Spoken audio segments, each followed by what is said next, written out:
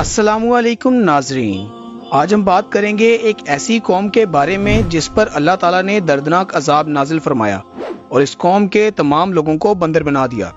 اس قوم کے لوگ کون سا ایسا گناہ کرتے تھے جس کی وجہ سے اللہ تعالیٰ نے ان پر دردناک عذاب نازل فرمایا، اور یہ لوگ بندر بننے کے بعد کتنی دیر زندہ رہے، اور پھر ان لوگوں کو کس قدر دردناک موت آئی۔ جب یہ لوگ بندر بن گئے تو یہ لوگ اپنے عزیز و اقارب کو دیکھ کر کیا کہتے تھے، اور کیا آج کے دور کے پائے جانے والے بندر اسی قوم کی نسل میں سے ہیں؟ انسانوں کے بندر بننے کی ابتدا حضرت داؤد علیہ السلام کی دور سے ہوئی۔ اس واقعے کا پس منظر کچھ یوں ہے کہ حضرت داؤد علیہ السلام اور ان کی قوم سمندر کے کنارے ایلا نامی گاؤں میں رہتے تھے، اور ان کی تعداد 70,000 کے قریب تھی۔ یہ قوم بڑی ہی خوشحال تھی اور اللہ تعالیٰ کی فرما بردار قوم تھی۔ اس قوم کو اللہ تعالیٰ نے بے شمار نعمتوں سے نوازا تھا۔ ہر طرف سرسبز و شاداب باغات اور ہریالی ہی ہریالی تھی، اور اللہ تعالیٰ کی بے پناہ کرم نوازی تھی۔ یہ لوگ اپنی اس زندگی سے بہت ہی خوش تھے۔ حضرت داؤد علیہ السلام کی قوم کیونکہ سمندر کے کنارے رہتی تھی تو اللہ تعالیٰ کا ان پر خاص کرم تھا کہ سمندر کے اس کنارے پر بے انتہا مچھلیاں آتی تھیں جن کا یہ لوگ کاروبار کرتے تھے اور بہت ہی خوشحالی والی زندگی گزارتے تھے۔ جب یہ قوم اللہ تعالیٰ کی نعمتوں کی وجہ سے خوشحال ہو گئی تو اللہ تعالیٰ کی نافرمانیوں پر اتر آئی اور طرح طرح کے گناہوں کے اندر مبتلا ہو گئی۔ اور پھر ایک دن اللہ تعالیٰ نے اس قوم کا امتحان لینے کا ارادہ کیا اور حضرت داؤد علیہ السلام کو وحی بھیجی کہ اپنی قوم سے کہہ دیں کہ سنیچر والے دن یعنی کہ ہفتے والے دن مچھلی کا شکار کرنا بند کر دیں۔ اس طرح اللہ تعالیٰ نے حضرت داؤد علیہ السلام کی قوم پر ہفتے والے دن مچھلیوں کا شکار حرام فرما دیا، اور پھر یہاں سے اس قوم کی بربادی شروع ہو گئی۔ حضرت داؤد علیہ السلام نے اپنی قوم کو بتایا کہ اللہ تعالیٰ نے ہفتے والے دن مچھلیوں کے شکار کو حرام قرار دے دیا ہے، تو وہ لوگ بہت ہی زیادہ پریشان ہو گئے اور ساری قوم سر جوڑ کر بیٹھ گئی، کیونکہ ہفتے کا دن ہی وہ دن تھا جس میں مچھلیاں وافر مقدار میں آتی تھیں اور خود بخود کنارے پر آ جایا کرتی تھی، اور باقی دن ایسے تھے کہ بہت کم اور نہ ہونے کے برابر مچھلیاں پکڑی جاتی تھی۔ اس قوم کا گزر بسر کیونکہ مچھلیوں کے شکار پر تھا، اس وجہ سے اللہ تعالیٰ کا یہ حکم سن کر یہ قوم پریشان ہو گئی اور یہ نہیں جانتے تھے کہ یہ اللہ تعالیٰ کی طرف سے ایک آزمائش ہے۔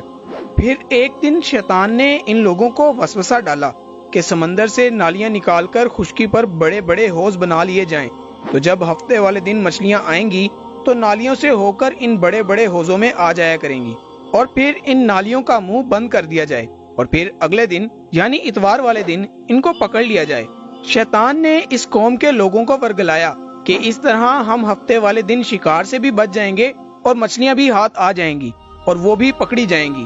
بہت سے لوگوں کو یہ ہیلا بازی اچھی لگی اور انہوں نے ایسا کرنا شروع کر دیا اور سمندر سے چھوٹی چھوٹی نالیاں نکال کر بڑے بڑے حوضوں میں ڈال دی، جس کے ذریعے وافر مقدار میں مچھلیاں ان حوضوں میں داخل ہو جاتی۔ اس قوم کے لوگوں کو یہ ہیلا بہت پسند آیا، لیکن اس قوم نے یہ نہ سوچا کہ جب مچھلیاں حوض میں آ کر قید ہو گئی تو مچھلیوں کا شکار ہی ہو گیا، اس لیے یہ شکار بھی ہفتے والے دن ہی قرار پایا جو اللہ تعالیٰ نے حرام قرار دیا تھا۔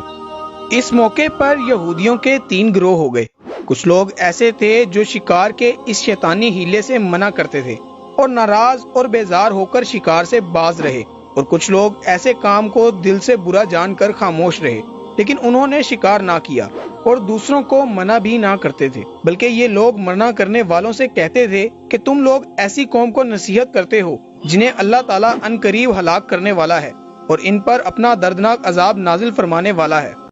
اور اس قوم کے کچھ لوگ ایسے تھے جو سرکش اور نافرمان لوگ تھے، جنہوں نے اللہ تعالیٰ کے حکم کی علانیہ مخالفت کی اور شیطان کے ہیلا بازی کو مان کر ہفتے والے دن شکار کرنے لگے۔ یہ لوگ اللہ تعالیٰ کے حکم کی کھلم کھلا مخالفت کرتے اور ہفتے والے دن مچھلیوں کا شکار کر کے ان کو کھایا کرتے اور بیچا کرتے۔